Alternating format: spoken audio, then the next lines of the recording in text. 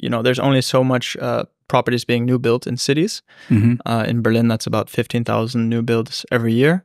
And so when you look at the numbers and you see that 30 to 45,000 people are moving to Berlin net, then you can kind of do the math. And yeah, and more if you think that a lot of them might be, for example, companies like Zalando or Amazon, they're going to try to bring engineers. Exactly. High-paying jobs, and high-paying jobs mean like people willing to pay a good amount of money for a living space. Exactly. And the other problem is that people who come to a city later are also faced with higher rental prices. So in Germany, you have, a very pro-tenant system. So tenants are very well protected, which is good and it's totally fine.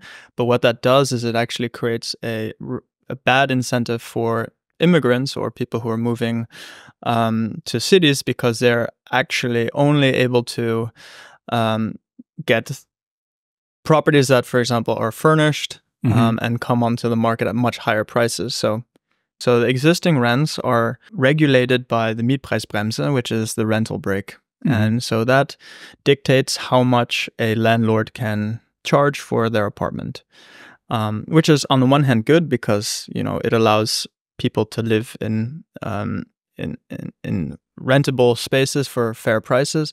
On the other hand, it slightly distorts the market because it's no longer paying the true price of what people are willing to pay. So on the one hand, for example, you have existing contracts that are 10 to 12 euros per square meter. And then on the other hand, you have new build properties, which are exempt from the Mietpreisbremse, which are on the market between 22 and 28 euros per square meter. So you're seeing like a 2 to 2.5x difference between these existing contracts and new contracts. And so logically, if you're someone who who's renting, why should you move, right? Because you're going to be priced out. If that means that the newest or the new property that you'll find is going to be almost twice as expensive, you're of course going to wait and sit on your contract. And this is also one of the dangers of when you regulate a market too hard, is that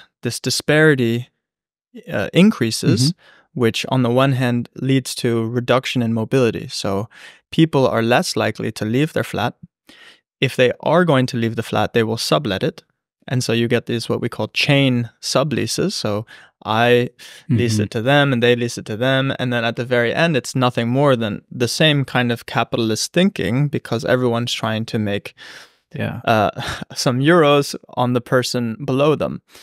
And this is where you see currently some exploitation. And the people who are, being exploited are mostly the people who come to the cities and who need a job. So whether you're an engineer who's coming and working for Zalando, you have a choice of Airbnb, Wonder Flats, or a furnished place. But guaranteed, you're going to be paying over 25 euros per square meter. The chance of you being a foreigner getting an apartment from, a German landlord, and I'm not insinuating anything, but if I'm a German landlord, I'm more likely to be simply going to be renting it to another German.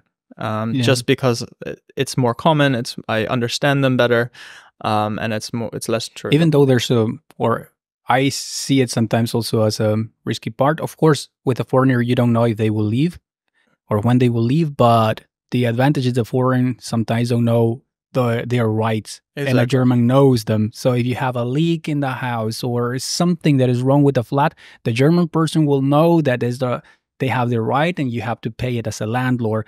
The foreigner, he only thinks, I just need a place to sleep. Exactly. And might not represent a lot of cost for the landlord, but